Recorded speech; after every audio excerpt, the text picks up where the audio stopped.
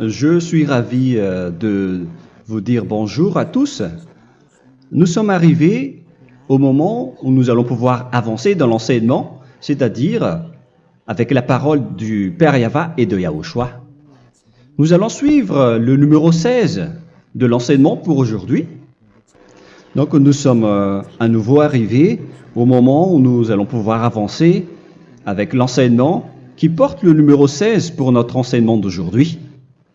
Et le titre de l'enseignement, c'est que vous devez être baptisé par Elia lorsque vous êtes convaincu.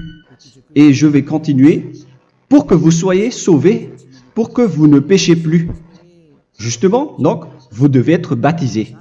Mais pourquoi devez-vous être baptisé? Pour quelle raison? Lorsque vous êtes vraiment convaincu, excusez-moi, la loi dit que il faut faire de toutes les nations des disciples et les baptiser après. Nous allons lire cette parole d'abord, qu'il faut faire de toutes les nations des disciples et les baptiser après, selon le livre de... Qui déjà? Marc. Attendez d'abord. Non, c'est Matthieu 28.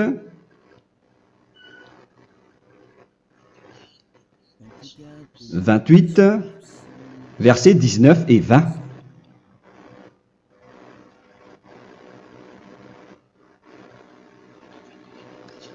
Matthieu 28, 19, 20.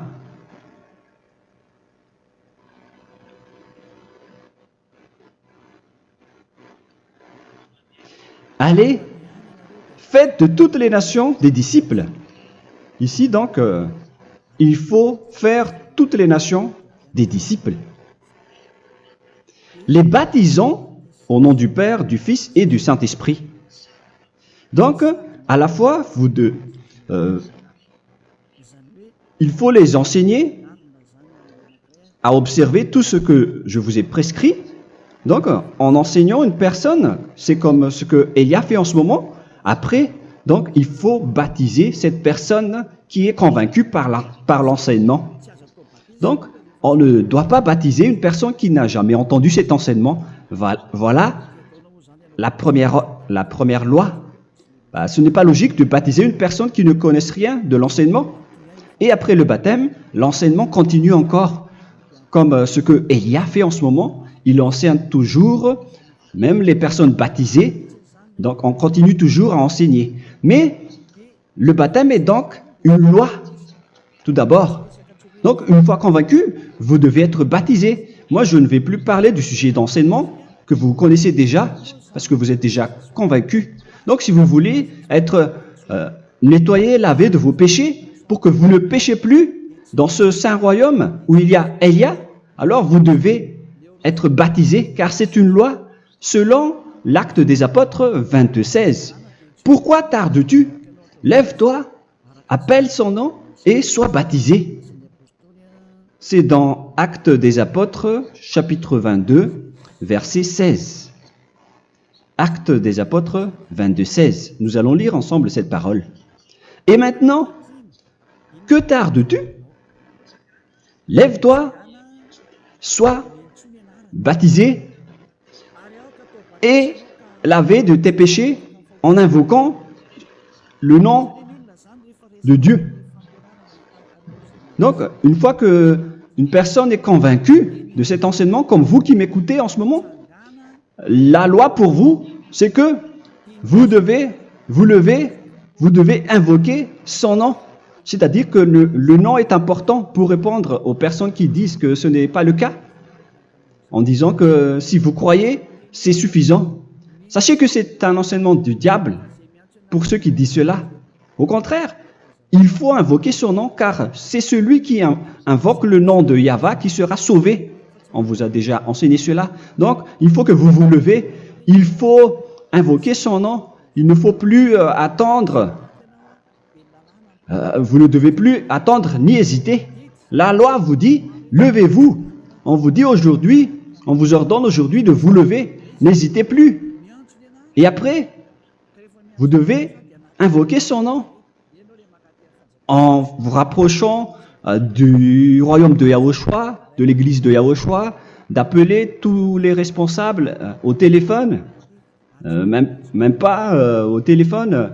Il faut directement assister à l'assemblée de Yahushua dans cet endroit, car il faut que tu te lèves et sois baptisé en invoquant son nom.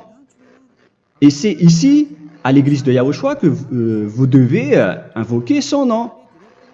Alors, c'est une loi, vous ne devez plus rester dans votre maison et il faut nous rejoindre maintenant.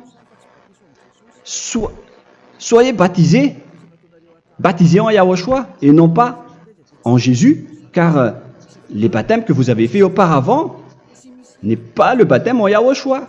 Donc, votre baptême n'est pas valable, n'existe pas du tout.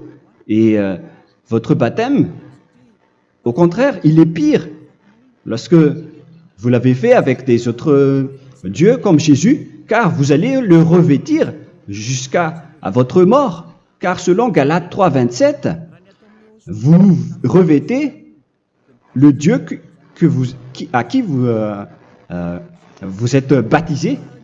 Comme par exemple, si vous êtes baptisé en Yahushua, vous revêtez en Yahushua. Mais les fidèles de Jésus, ils revêtent Jésus. Alors que vous voyez bien que ce Dieu, c'est un faux Dieu qui n'ôte pas les péchés, qui vous jette en enfer et qui n'existe même pas. Parce que si jamais il existait, vous devez aussi être ôté de vos péchés. Mais ce n'est pas le cas. Vous revêtez un faux Dieu, un envoyé du diable. Pourquoi? Car tous ceux qui sont pécheurs viennent du diable. Nous allons donc lire la parole de Dieu à ce sujet dans Galates 3, 27 pour vous dire que c'est un faux baptême que vous avez fait. Donc si vous avez été baptisé en lui, alors vous allez être avec le diable jusqu'à la fin.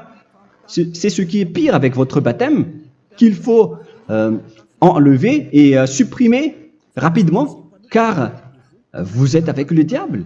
Les pécheurs viennent du diable, et ce faux Dieu, il vous rend toujours pécheur jusqu'à maintenant.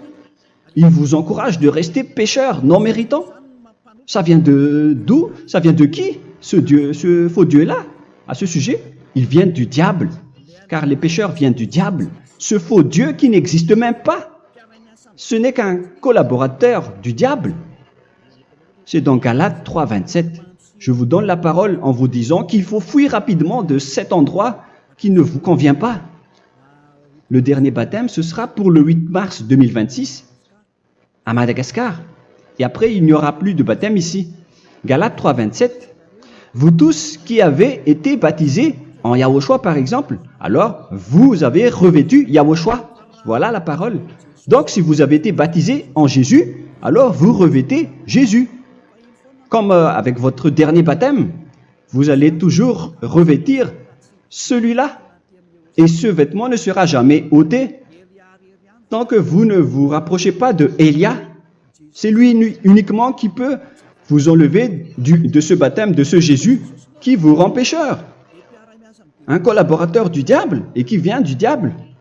C'est dans 1 Jean, pour vous dire, est-ce que vous pouvez toujours rester dans votre ancien baptême après tout ce schéma?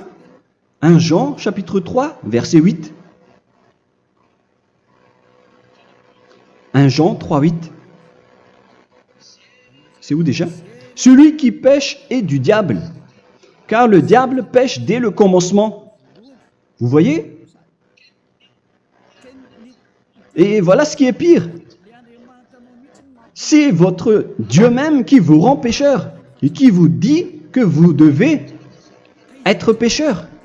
C'est lui-même, à ce sujet-là, qui vient du diable. C'est vraiment pire ce schéma, car il s'agit d'un envoyé du diable qui vient du diable. Un envoyé du diable. C'est-à-dire que ce schéma vient du diable. La parole est directe et droite. S'il n'est pas du diable, il vous aurait déjà il vous aurait déjà ôté de vos péchés. Mais ce sont les diables qui rendent pécheurs les gens, car ce sont les chefs du péché, les diables. La parole est claire ici. Celui qui pêche est du diable. le fils du diable est du diable. Le fils de Dieu est un Dieu. Le fils de l'homme est un homme. Et celui qui vient du diable est du diable comme lui. Lui, il vous a rendu pécheur pendant plus de 2000 ans. Il vous a jeté en enfer. C'est pourquoi on vous dit de quitter cet endroit et ce Jésus qui sera toujours collé à vous, à votre corps, qui est enterré dans votre peau. Vous ne serez jamais débarrassé de lui tant que vous ne vous rapprochez pas de Élia pour être baptisé en Yahushua, pour que ce sale vêtement venant du diable soit ôté de vous et qu'après vous allez être revêtu d'un nouveau vêtement qui est merveilleux, qui est Yahushua. Alors choisissez votre vêtement. Vous allez toujours être Jésus qui est déjà collé à vous, et une fois mort, vous irez en enfer, car il est déjà collé à vous. Soit vous l'enlevez directement à travers le baptême avec Élia. Le rendez-vous, c'est pour le 8 mars 2026. Vous allez être baptisé par Élia pour l'enlever, car ça n'existe pas du tout. C'est une tromperie pour vous. Ce n'est même pas un baptême. C'était le fait de faire entrer du diable à l'intérieur de vous. Si vous voulez être libéré de cela, vous devez vous rapprocher de Élia à travers le baptême pour que la parole soit bien placée dans Actes des Apôtres 22, 16. Revoyons cette parole. Actes des Apôtres 22, quel verset déjà? 22, 16. Voilà. Et maintenant, que tardes-tu? Lève-toi. Voilà l'ordre pour vous. Lève-toi, ne tarde plus. En invoquant son nom. C'est un ordre. Invoque son nom. Et sois baptisé et lavé de tes péchés. Car celui qui t'a rendu pécheur, c'est Jésus ou Jesus. Alors si tu ne veux plus pécher, alors enlève Jésus ou Jesus de toi avec le vêtement que tu as reçu lors de ton baptême avec lui. Il faut l'enlever, sinon tu ne seras jamais sauvé, épargné, car c'est déjà devenu un vêtement collé à ton corps. La seule solution pour toi, c'est de te rapprocher de Élia pour être ôté de tes péchés, car la loi est claire ici. Tu vas être lavé de tes péchés. Et c'est ici, dans cet endroit où il y a Élia, qu'il y a l'ôtement du péché. Pourquoi vous êtes ôté de vos péchés? Pour quelle raison? D'abord, vous êtes déjà lavé à travers le baptême. On vous nettoie. Et une fois nettoyé, une fois lavé, qu'est-ce qui se passe à ce moment-là? Pour que les gens ne pêchent plus en vrai. Car toutes les personnes qui sont baptisées en Yahushua revêtent Yahushua. Vous êtes mariés à Yahushua. Et c'est à travers ce baptême, après votre baptême, c'est à partir de là, après avoir suivi toutes ces lois, car le baptême c'est une loi. Lorsque vous êtes convaincu, après avoir écouté l'enseignement, vous décidez de quitter le faux Dieu qui vous rend pécheur. Alors, vous êtes baptisé, vous allez revêtir Yahushua pour quitter le faux Dieu qui vous rend pécheur. Donc, après le baptême en Yahushua, vous revêtez Yahushua, vous avez été lavé, vous êtes bien propre et pur, vous êtes sorti comme une personne originale qui est merveilleux, très merveilleux devant le Dieu d'Abraham.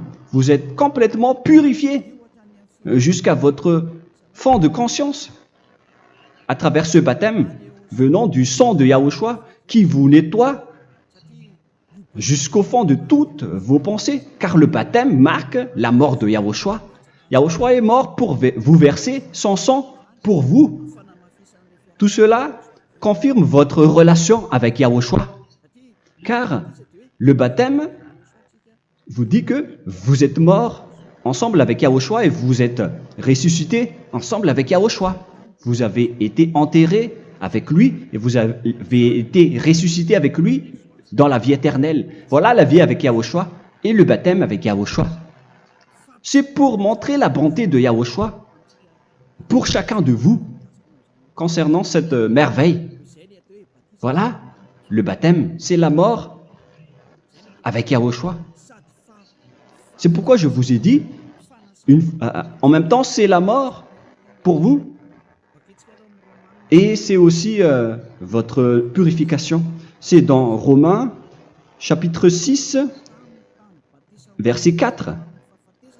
Nous avons donc été ensevelis avec lui par le baptême en sa mort, afin que, comme Yahushua est ressuscité des morts par la gloire du Père, de même, nous aussi, nous marchions en nouveauté de vie.